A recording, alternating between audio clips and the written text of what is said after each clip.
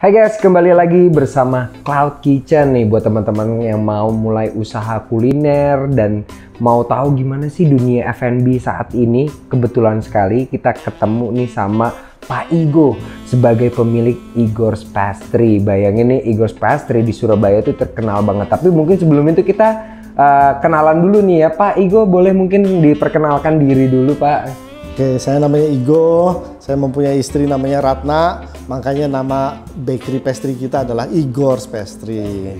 Boleh nggak sih Pak ceritain tentang Igor's Pastry itu tuh sebenarnya mulainya seperti apa dan sampai sekarang tuh udah berapa lama gitu? Oke, kita memulai dari saya kuliah dulu di NHI BPLP Bandung bersama istri, ketemu istri di sana. Lulus dari BPLP Bandung, kami mendapatkan kerja di Hilton Gatwick di London selama 2 tahun. Habis gitu kita pindah ke Swiss. Ratna, istri saya, dapat kerja di Movenpick, dia sebagai asisten pastry chef dulu di sana. Habis gitu saya dulu di Lip Brasserie, salah satu top 10 Michelin Brasserie di Jenewa. Saya dulu di dapur, jadi cook. Habis gitu naik jadi demi chef. Mereka ada istilah demi chef gitu. Rata jadi asisten pastry chef. Setelah 7 tahun kami di Swiss, kami balik ke Indonesia. Saya bergabung di Grand Hyatt Nusa Dua Bali. Mulai dari situ saya di F&B manajemennya, bukan di production lagi. Tapi Ratna tetap konsen di pastry, dia tetap jadi asisten pastry chef di Obroy selama 2 tahun di Bali. Kita pindah ke Surabaya.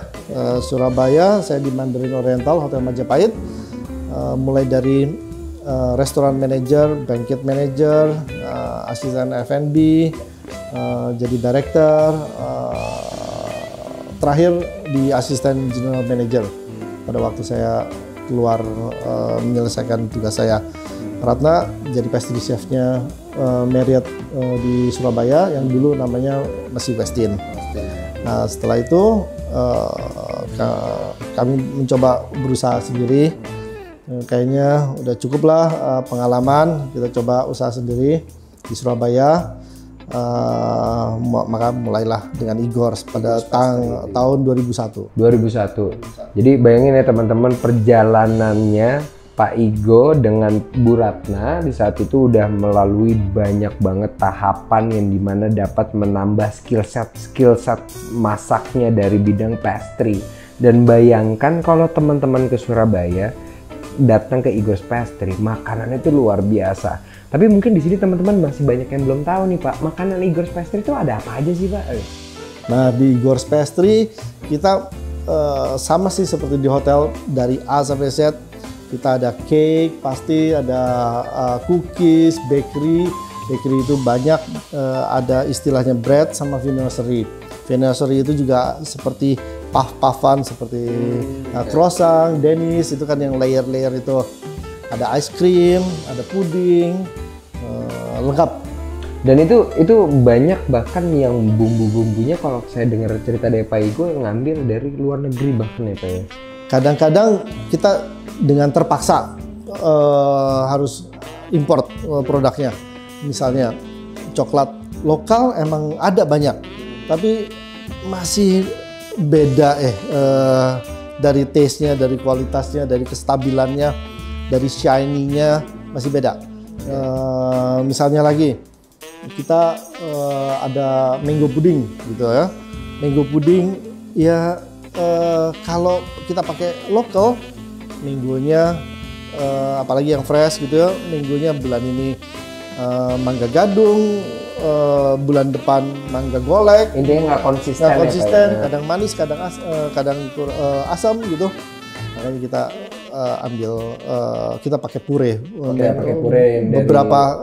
Beberapa produk fruit kita pakai puree, strawberry, raspberry, pizza gitu ya, makanya memperbanyak menu. Itu enak sekali teman-teman, makanya ini sekarang kita bisa punya kesempatan untuk ngobrol sama Pak Igo tuh luar biasa sekali. Kesempatannya mungkin sedikit sekali, mungkin jodoh nih Pak. Wah, terima kasih. Terima kasih banget loh Pak, kita udah boleh ngobrol-ngobrol lagi. Nah tapi mungkin gini Pak, banyak sekali orang yang di luar sana Pak mau mulai usaha kuliner. Mungkin ini konteksnya general ya Pak, ya? Tidak hanya pastry. Itu sebenarnya tahapan-tahapan yang harus dilakukan kok apa sih Pak untuk memulai usaha kuliner gitu? Kadang ada dua way. Kadang kita mau langsung jadi bos, memiliki usaha sendiri, ya kita harus belajar dari kesalahan-kesalahan yang kita buat sendiri. Tapi kan kita harus menganalisa apakah bisa dibenerin dan caranya gimana, belum tentu tahu kita. Kebetulan saya berapa tahun tuh, sekitar 15 tahun di hotel, ya kita belajar dari chef-chef kita. Yang pengalaman paling mengesankan ya pekerjaan pertamanya saya itu benar-benar luar biasa. Itu chef di Inggris itu emang benar-benar seperti Gordon Ramsay. Iya, strict banget ya Pak. Pertama kali saya kerja, chefnya marah-marah kayak gitu, aduh, buset deh. Ya disitulah kaget ya. Pertama kaget, 3 bulan pertama ya homesick lah. Habis gitu setelah tahun pertama itu kita benar-benar ditempa jadi model yang disiplin, komit sama pekerjaan kita, ya kualitasnya juga harus bisa dipertanggungjawabkan kapanpun. Nggak ada itu kerja 8 jam, nggak ada di hotel, di F&B nggak ada kerja 8 jam. Justru orang lagi holiday, justru kita yang lagi biasanya kerja. Kayak gitu. Jadi one way as a boss, atau lagi kita yang harus terjun sendiri ya Pak ya? Terjun sendiri, belajar dari company-company lain, kita belajar dulu dari situ. Ada lagi nggak sih Pak tips and trick untuk di dunia usaha kuliner ini itu sepertinya apa gitu? Yang penting adalah konsep. Kita menemukan konsep yang tidak dimiliki oleh tetangga pasti. Banyak banget ide-ide dan konsep-konsep itu. Menu-menunya juga, dari pelayanan juga, dari harga juga kita harus observe harga tetangga gimana, harga kompetitor gimana, ya itu dari situ diutamakan dan itu harus dipelajari dan menjadikan pengalaman. Belajar di kelas belum tentu bisa. Karena pertanyaan ini yang saya paling penasaran nih Pak. Tantangan terbesar apa di saat kita memulai usaha kuliner Pak?